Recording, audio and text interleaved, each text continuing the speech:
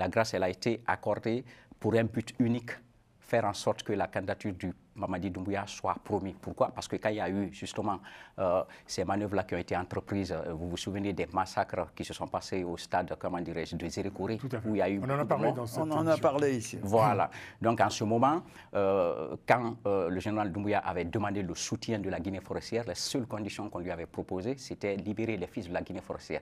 Donc aujourd'hui... Mais vous pensez donc qu'il y a des motifs politiques derrière cette grâce présidentielle? Bien sûr, ce n'est même pas parce que je le pense, c'est ça la réalité et tout le monde le comprend. Aujourd'hui, malheureusement, la grâce là est accordée pour avoir le soutien de la Guinée forestière pour pouvoir soutenir la candidature du général Mamadi Doumbouya.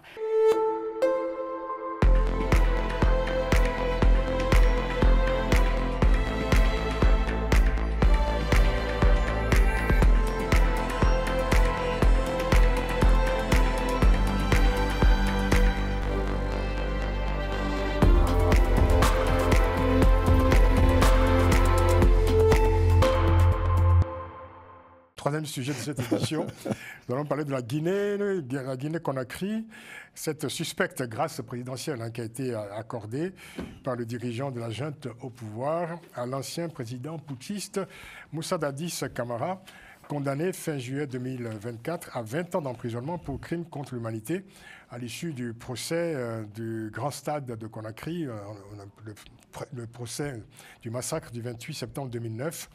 Dans ce stade de Conakry, cette grâce présidentielle, accordée officiellement pour raisons médicales, et en tout cas contestée par une partie de l'opinion. Alors pour en parler avec nous, nous allons recevoir à présent quelqu'un qui nous vient de la Guinée, Karamo Nabé, coordonnateur en Europe du Rassemblement du peuple de Guinée.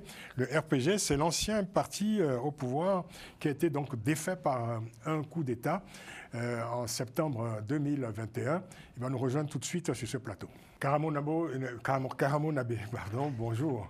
Bonjour. Merci d'être avec nous. Vous êtes le coordonnateur en Europe du Rassemblement du peuple de Guinée. Le RPG, c'est le parti du président Alpha Condé, renversé donc en septembre 2021 par la junte actuellement au pouvoir.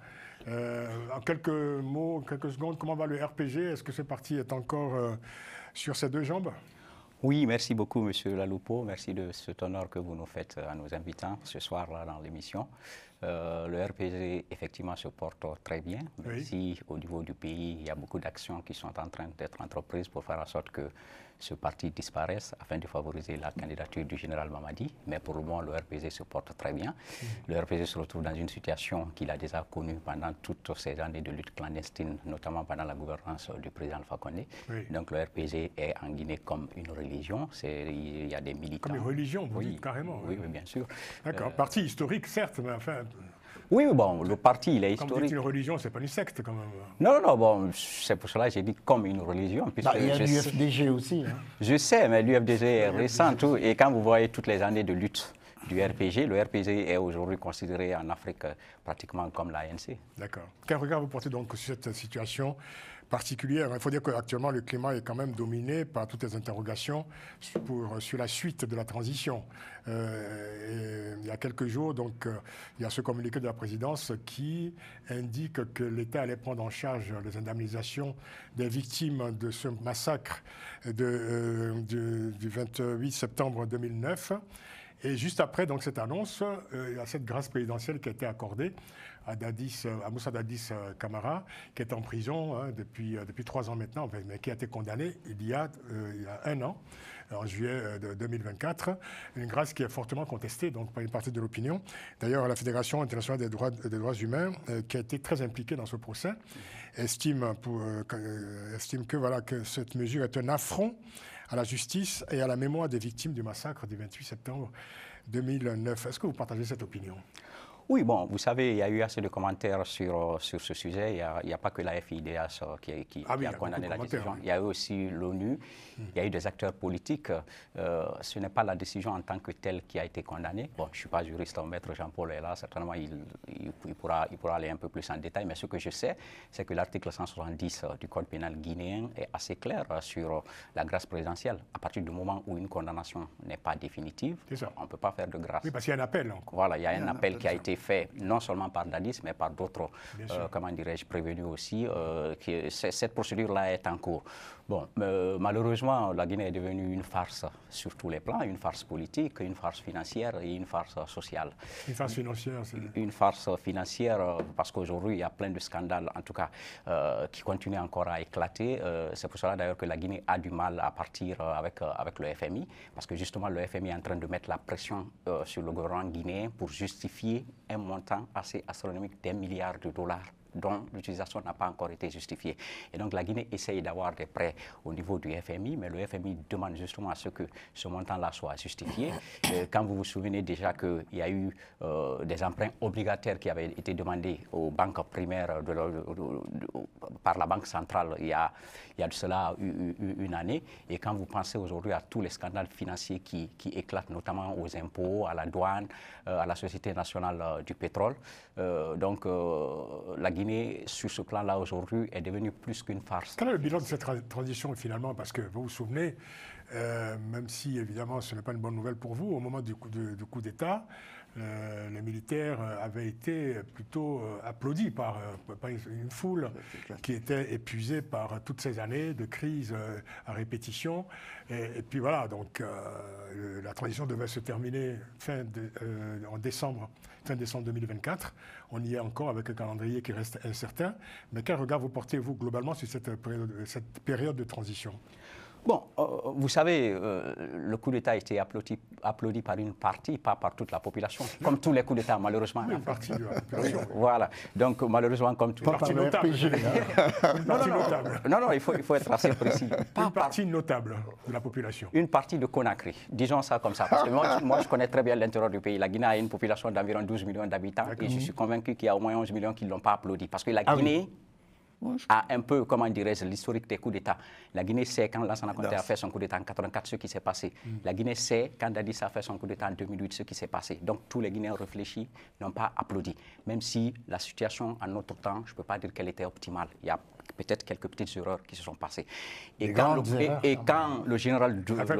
parle de graves erreurs. Oui, bon, je lui accorde le bénéfice du doute. Ils ne connaissent pas certainement assez bien la Guinée. Mais ce que je sais... C'est un observateur très averti. D'accord, ok. Ce que je sais, c'est que bon, le 5 septembre, le président Doumbouya avait promis, entre guillemets, de faire l'amour à la Guinée. Il avait dit qu'il n'y aurait aucun Guinéen qui serait mort. Il avait promis de lutter contre la corruption. Il avait dit que la justice serait la boussole de la transition. Donc toutes les promesses qui avaient été tenues en ce moment sont en train d'être bafouées aujourd'hui.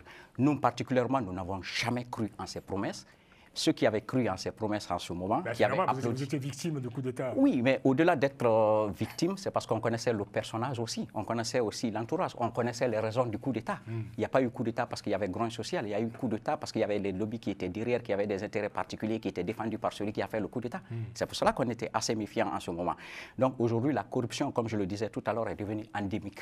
La justice s'est transformée en injustice. Aujourd'hui, la République de Guinée, c'est plutôt l'injustice qui est la boussole de la transition.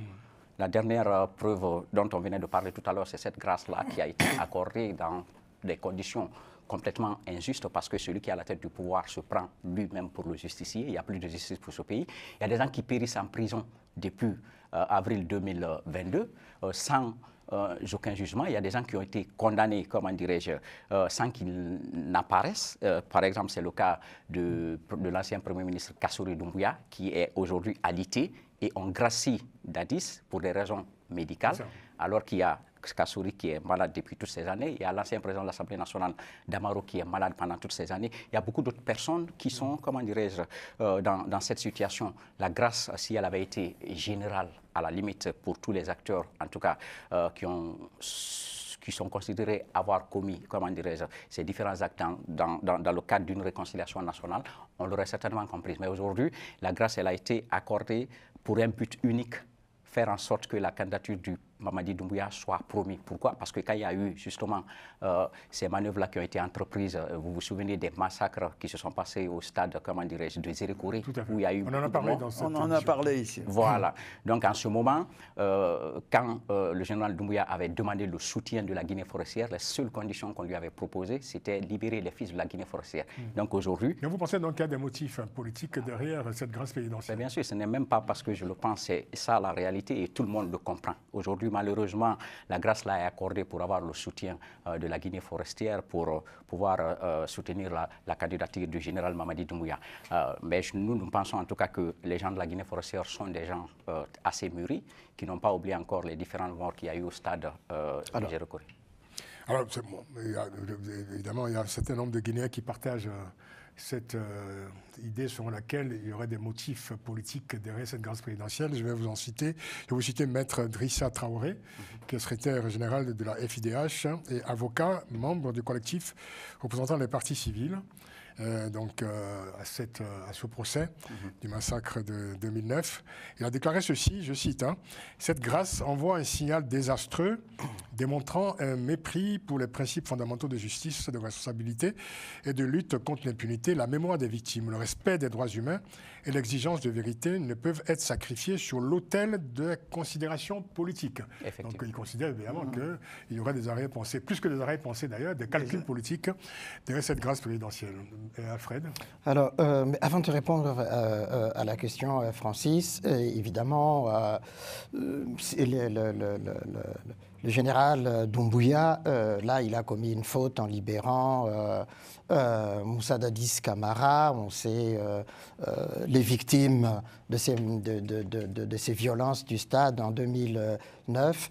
Il y en a qui portent encore les marques aujourd'hui, qui n'ont pas fait leur deuil comme il se doit. Et donc là, c'est une erreur qui est calcul politique. C'est tout à fait possible de la part de Mamadi. C'est contraire au droit. Exactement. C'est contraire au droit. Contraire au droit, en tout cas. C'est l'article 593 du Code pénal et c'est contraire au droit. Exactement. Donc, la junte passe son temps à ignorer le droit. Exactement. Alors, mais ce que je voulais dire en préambule, c'est que... Pas de préambule, c'est la fin de l'émission. C'est que notre... Oui, c'est la fin. Mais, non, mais parce que le tableau que... adressé notre invité, le tableau qu'il a adressé sur tout ce qui s'est passé depuis que Mamadi Doumbouya est au pouvoir est vrai. Simplement, Mamadi Doumbouya ne serait pas arrivé au pouvoir si les dernières années du professeur Alpha Condé avaient été dignes de son rang de président de Guinée. Donc on va ça, pas c'est refaire et il y a eu des morts. Permettez de vous dire à M. Alfred il y a eu aussi des morts. Il se trompe complètement parce qu'il n'y a pas de comparaison possible entre la gestion du général Mamadi Doumbouya et ce qui se passe actuellement en République de Guinée. Avec les disparitions forcées, avec la disparition des médias, avec la violation flagrante des libertés publiques. Est-ce qu'il n'y a pas eu de mort lors des dernières années du pouvoir? Pendant toutes les gouvernances, comment dire. C'est pour cela que j'ai dit tout à l'heure que... Non, c'est pour cela tout à l'heure je disais en préambule que notre gestion n'a pas été aussi idéale que ça. On a commis des erreurs, comme tous les autres présidents qui sont passés. Voilà. Mais aujourd'hui, comparer la gestion du professeur Alpha Condé et celle de Mamadi Doumbouya, je pense qu'il n'y a pas de comparaison possible. Aujourd'hui, il y a des pères de famille qui disparaissent sans que les parents ne sachent ce qui se passe en République de Guinée. Aujourd'hui, le droit est ignoré. La démocratie est ignorée en République de Guinée. Donc, il n'y a aucune comparaison possible. Moi, je dis tout. Voilà, moi, je vous propose de revenir dans cette émission prochainement pour qu'on fasse évidemment une session plus large sur la Guinée, un point général sur la transition. D'accord, ce sera avec grand plaisir et j'aurai l'honneur. C'est la fin de cette émission. Maître, peut-être en quelques secondes. Je dis toujours la même. Je suis désolé. Je dis toujours la même chose. Vous êtes là toutes les semaines, donc ça va. Je dis toujours la même chose sur les coups d'État militaires. Non seulement il ne règle pas les situations, il les aggrave. Absolument. C'est le cas en Guinée. Vous avez 2 secondes encore. Oui, en fait, l'autre raison de la libération, pour moi, c'est parce qu'en fait, c'est un militaire, il va se présenter aux élections. Imaginons qu'il va tricher les élections. Les militaires et les policiers savent bien que les autres qui ont fait des violences ont été condamnés, mais cette fois-ci, ils sont libérés. C'est-à-dire qu'ils peuvent être au service en se disant, finalement, on aura la grâce ou on sera amnistié. C'est pour cette raison, s'ils ne se présentaient pas, à mon avis, il n'aurait pas libéré. Gracieux. Kara Abe, merci d'être venu. Merci beaucoup. Je rappelle, vous êtes coordonnateur en Europe du Rassemblement du peuple de Guinée, le RPG. Merci. Grand parti, parti historique de Guinée-Conakry. Maître Jean-Paul Benoît, merci d'être venu. Merci. Gracien, merci. Vous êtes Merci, ici comme Francis. chez vous, bien entendu. Et Alfred Chango-Lokoro. Merci Je beaucoup. dis à la semaine prochaine. À la semaine prochaine. Merci, c'est la fin de cette émission qui a été réalisée par Moustapha Kanté avec Romain Clicquot de Menk. Merci à eux. Rendez-vous la semaine prochaine donc pour une nouvelle édition de Panel Hebdo. Prenez grand soin de vous. À très vite.